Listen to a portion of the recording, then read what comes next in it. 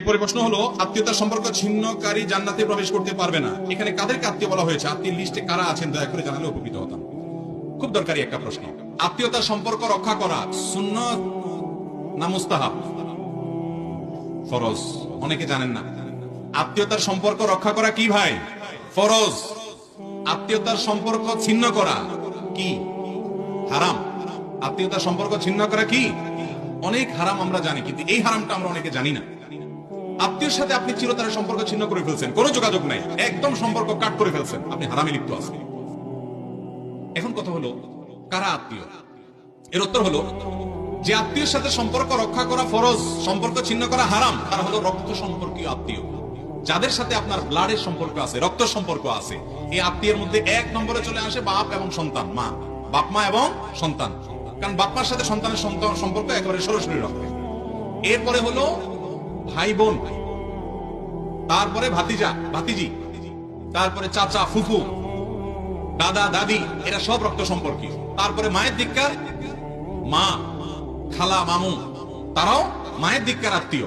কিন্তু এক নম্বরের যাদের আত্মীয়তার সম্পর্ক আপনার সাথে সবচেয়ে বেশি, যাদের ব্লাডের সম্পর্ক আপনার সাথে একবারে প্রথম সারির, তারা হলো আপনার বাবার দিককার যারা আছেন, বাবা, চাচা, দাদা দাদি, ভাই বোন এবং মা বাপ, ভাতিজা ভাতিজি, এরা।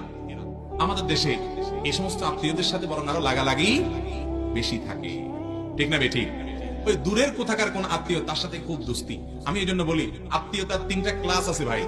এক নম্বর ক্লাসের আত্মীয় হলো এই যাদের কথা বললাম, বাপ, ফুফু, চাচা, দাদা দাদি, ভাই বোন, ছেলে মেয়ে, ভাতিজা ভাতিজি, এরা। আর দুই নম্বর বা দ্বিতীয় শ্রেণীর আত্মীয় হলো মায়ের দিককার যারা আছেন, মামু, খালু, আরে মামু, আপনার খালা, তারপরে আপনার নানা নানি, এরা। আর তিন নম্বর আত্মীয়, থার্ড ক্লাস আর কি, থার্ড ক্লাসটা বললাম না, তিন নম্বর হলো শ্বশুর বাড়ি। থার্ড ক্লাস বললে আরেক মুসিবত, মহিলারা রাগ হয়ে যাবে।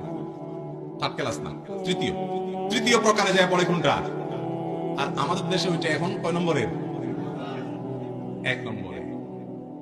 ভাইরা আমার, এটাও ঠিক যে যারা এক নম্বরের আত্মীয়, তারা অনেক সময় এত শত্রুতা করে যে দেখা যায় দুনিয়ার কেউ এত ক্ষতি করে না, চাচারা যত ক্ষতি করে।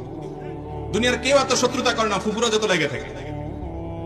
এত শত্রুতা কেউ করে না, ভাই যত লেগে থাকে। আপনার সাথে এরকম আচরণ করে, ও তো কপাল পড়া, কারণ সে আত্মীয়কে কষ্ট দিচ্ছে, ও তো হারাম করতেছে। কিন্তু আপনি আপনার জায়গা থেকে চেষ্টা করেন অন্তত তার সাথে কানেক্টেড থাকা। যদি সে আপনার ক্ষতি করে কানেক্টেড হলে, তাহলে আপনি দূরে থাকেন, কিন্তু তা না হলে যথাসম্ভব তার সাথে মিলেমিশে থাকার চেষ্টা করেন।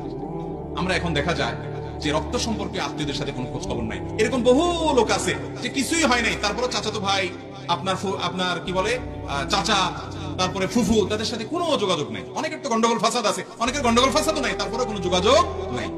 আজকাল ফেসবুকে আমাদের এক একজনের 5,000 করে বন্ধু। 5,000 বন্ধুর হক আদায় করতে করতে এই সমস্ত আত্মীয় গণার টাইম আমাদের নাই। কিয়ামতের দিন আল্লাহর কাছে এই 5,000 বন্ধুর কথা যদি বলেন, আল্লাহ, দোস্তদের হক আদায় করতে গিয়ে ইনবক্সে, মেসেঞ্জারে ওরা লাইক দিছে, এই জন্য পাল্টা লাইক দেওয়া লাগছে, কমেন্ট লিখছে, এই জন্য পাল্টা রিপ্লাই দেওয়া লাগছে, নাহলে দোস্ত নারাজ হয়ে গেছে, ওদের হক আদায় করতে করতে আল্লাহ সময় পায় নাই চাচা ফুকুর আদায় করা, হক আদায় করা। মুগুরের মায়ের একটাও নিচে পড়বো যে 2 নম্বর দোস্ত তোরে পাতাইতে বলছে। ভাইরা আমার, এই সামাজিক যোগাযোগের মাধ্যমগুলো আমাদেরকে আজকাল অনেক বেশি অসামাজিক করে দিচ্ছে। কাজের জায়গায় খবর নাই, ও জায়গায় সব এনার্জি দিয়ে আছে। অতএব আত্মীয়তার সম্পর্ক রক্ষা করে চলবো তো ইনশাআল্লাহ। এক সাহাবী নবীজির কাছে বলছে, ইয়া রাসূলুল্লাহ, আমি তো আত্মীয়ের সাথে ভালো থাকতে চাই, কিন্তু তারা তো আমার ক্ষতি করে। নবী করিম সাল্লাল্লাহু আলাইহি সাল্লাম তখন বলেছেন, তুমি যা বলছো, যদি এরকমটা সে করে, তোমার ক্ষতি করে আত্মীয় হয়ে, তাহলে ও তোর কপাল শেষ করতেছে, ধ্বংস করতেছে আত্মীয়ের প্রতি অবিচার করে বা তাকে কষ্ট দিয়ে। কিন্তু তুমি মনে রাখবা, লাইসাল ওয়াসিলু বিল মুকাফি, তোমার আত্মীয় তোমার সাথে ভালো আচরণ করলে তুমিও ভালো আচরণ করো, সে তোমার ছেলেকে গিফট দেয়, তুমিও তার ছেলেকে গিফট দাও, এর নাম আত্মীয়তার সম্পর্ক রক্ষা করা না। এটা তো যে কোনো মানুষই ভালো করলে তার সাথে পাল্টা আরেকজন ভালো করে। আত্মীয় যদি তোমার সাথে খারাপও হয়, তুমি খারাপ অন্তত করবা না, চেষ্টা করবা ভালো কিছু করার, সবর করার, প্রতিহত করবা। তুমি জুলুম সহ্য করার দরকার নাই, কিন্তু তুমি খারাপ করবা না এবং পারলে সম্পর্ক রক্ষা করবা। এটাই হলো আত্মীয়তার সম্পর্ক রক্ষা করা।